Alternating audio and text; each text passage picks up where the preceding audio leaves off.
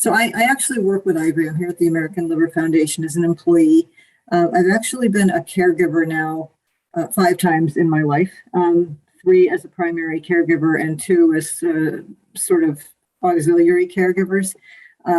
So I guess what I just want to do is tell you where I've done well and where I may have screwed up and give you some hints so you don't make the same pitfalls.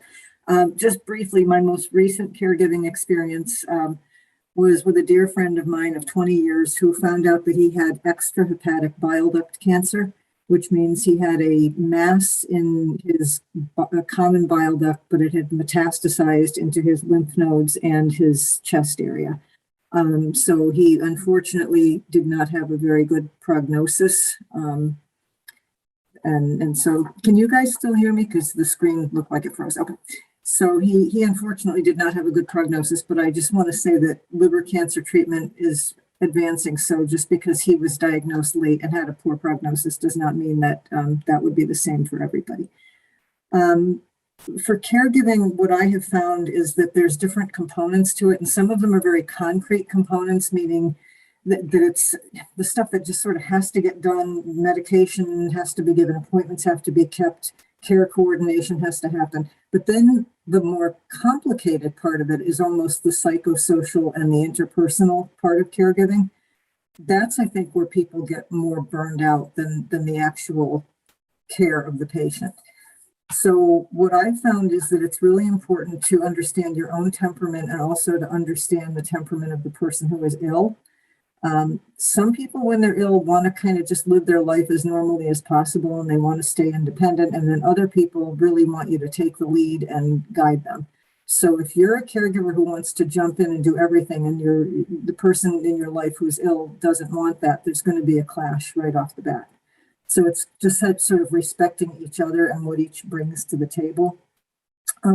It's normal, I think, for patients and caregivers to get irritable with each other because you've got an abnormal situation thrown in. You know, your life is one way one day and the next everything shifts because cancer is a pretty nasty visitor when it shows up and it affects people.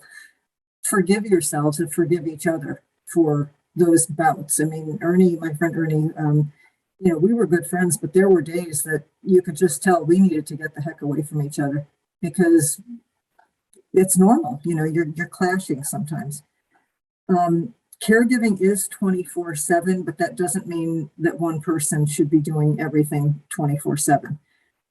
I'm a very type A personality, and when somebody becomes ill, I kind of go into a clinical mode. And plus now here that I work with the Liver Foundation, I knew a little about this.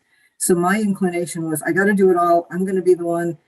And the thing is, then you crash and burn because you're just so on all the time.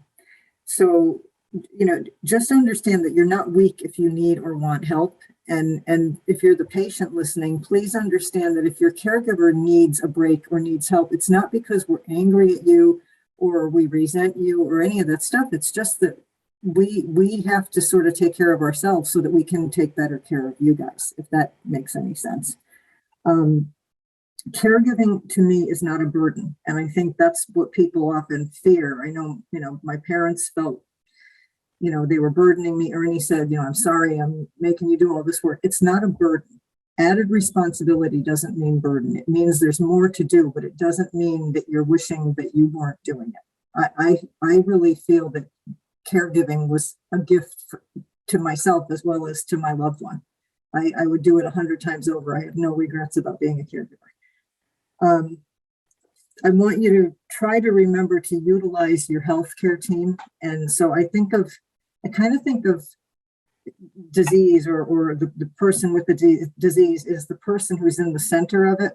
So you kind of think you've got this little nucleus and then there's offshoots of the care team. And we often think, well, the care team means the doctors, the nurses, et cetera. That includes the oncology social worker. That can include spiritual advisement if you're religious. That can include a therapist if you prefer a non-religious support. It can be neighbors. It can be friends. It can be family. It can be your pet.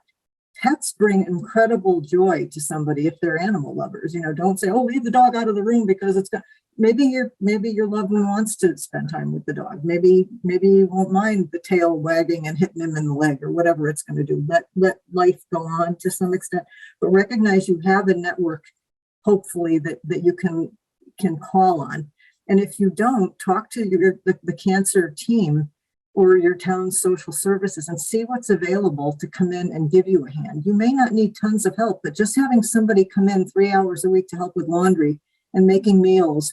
I know Ernie had a neighbor who he wanted to do something. And he said, well, can I send food over? And of course, no, you don't have to spend the money. It's okay. And then I thought, this guy really wants to help. So I said, okay, thank you. And he sent over food, and it just anything like that can lighten the load and enhance things for you. And if you are lucky enough to have a group of people who can come in and help, like in Ernie's case, his siblings and in-laws were able to be there. So we had people. And again, I'm a control freak. So my inclination was, I'm going to assign everybody jobs.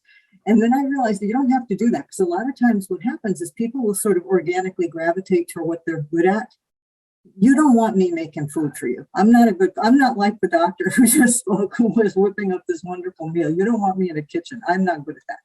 I'm good at the nuts and bolts. I'm good at giving medications and managing the care and doing this.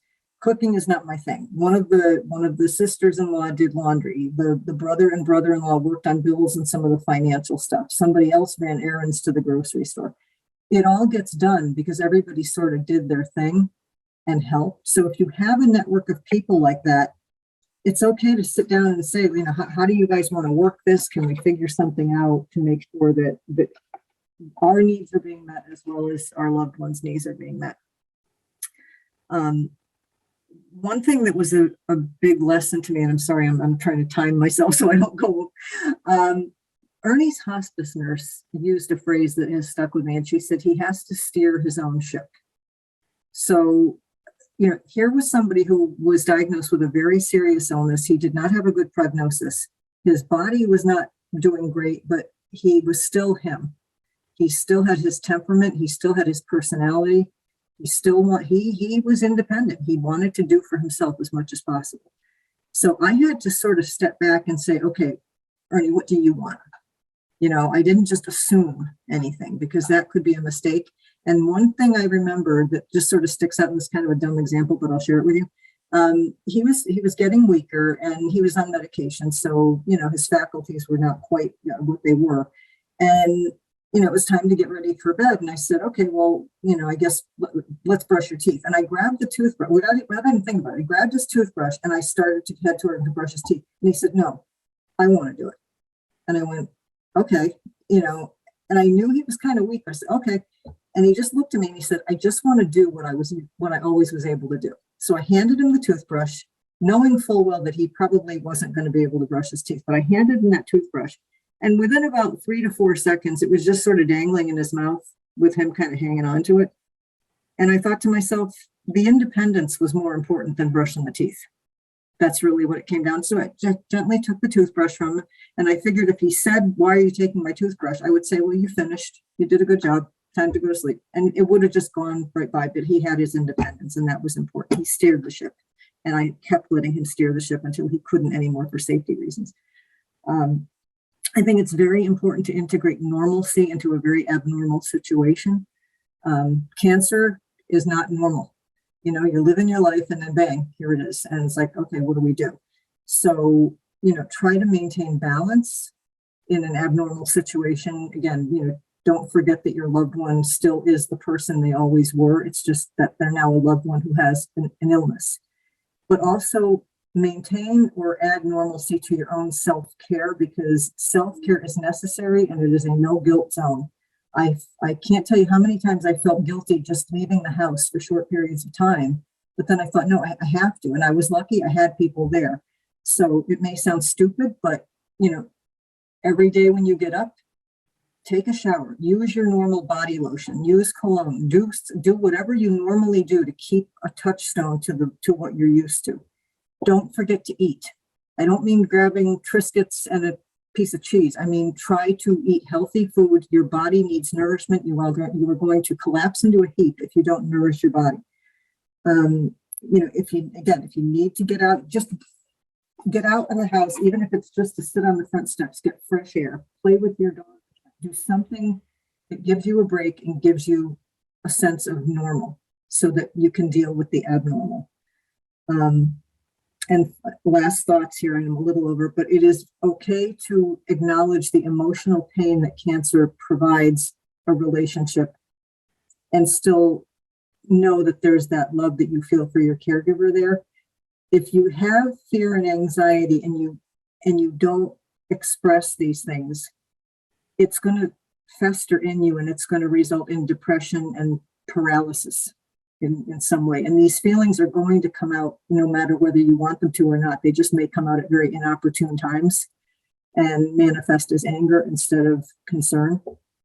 And again, just be patient with each other. Patients, please be patient with your caregivers, and caregivers, be patient with your patients, and everybody be patient with each other, because together you can make it work, and it can be done, and it can be done well. But just make sure everybody's taken care of.